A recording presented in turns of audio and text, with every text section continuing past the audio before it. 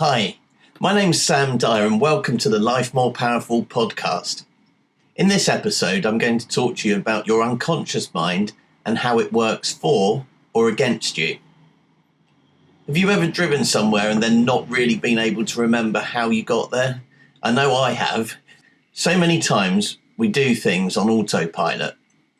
As you listen to me now, become aware of what you can hear, the sound of my voice, perhaps some road noise, someone else talking, birds singing, whatever it might be. By the way, did you remember to breathe? We take in a huge amount of information around us. Encyclopedia Britannica states that we receive something in the region of 11 million bits of information a second. In the neuro-linguistic programming field, I've heard figures well in advance of that. Whatever the actual figure, it's one hell of a lot, and much more than I or anyone else can consciously comprehend. And that's just the point, really. It stands to reason, doesn't it, that a great deal of the information has to be dealt with by the unconscious mind. It's worth me explaining here that the conscious mind deals with what we are acutely aware of. So, for example, it's logic, voluntary movement, what we're aware of in the now, and so on. The unconscious mind deals with absolutely everything else. By the way, are you consciously aware of your breathing? No, me neither. So back to the unconscious mind it goes. Our conscious mind can deal with 7 plus minus 2 chunks of information. Now, a chunk of information is something like watching TV or driving. Although there are many bits of information within those, when placed together, we term it as a chunk. Whether we're at 5, 6, 7, 8 or 9 really depends a great deal on our state. That's both our physiological state and our psychological state, or state of mind you might prefer to say.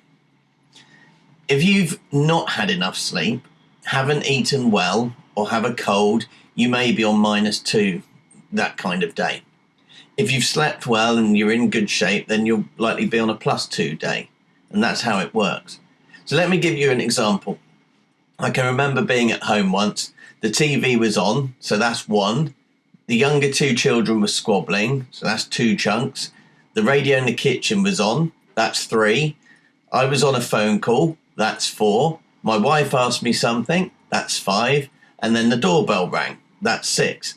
At that point, something had to give. So I grabbed the remote, turned off the TV, instant relief. And that's what overloading your conscious mind feels like. I'm sure you can relate to that. According to PhD holder Ava Krakow, her article in Psychology Today, we make somewhere in the region of 35,000 decisions a day. So that's about 2,000 every hour that we're awake. The exact figure may be up for debate, and yet the point is that it's way, way, way more than our conscious mind can deal with. Even something as mundane as which sock to put on first is decided by your unconscious. That's got to be a good thing, hasn't it? Imagine consciously deciding on everything. What about things like deciding whether to make that extra phone call or spend some more time on something? Is your unconscious always on your side? Your unconscious mind's primary directive is to keep you alive. So put simply, that's a case of keeping you breathing, fed and watered. Pretty much that's it. It's certainly not about doing well or succeeding or reaching your highest potential. Now, I'm going to make an educated guess here and say that because you're listening to my podcast, you're not someone who is just looking to count down the paydays until retirement. Yeah, I didn't think so. Are you looking to reach your highest potential? Well, I am too. And to enable you to do that, and me, you need to reprogram our mind so that the unconscious makes better decisions for you. The good news is that there are all sorts of ways that you can do this.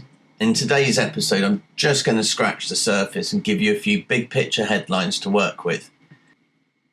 One would be exercising regularly.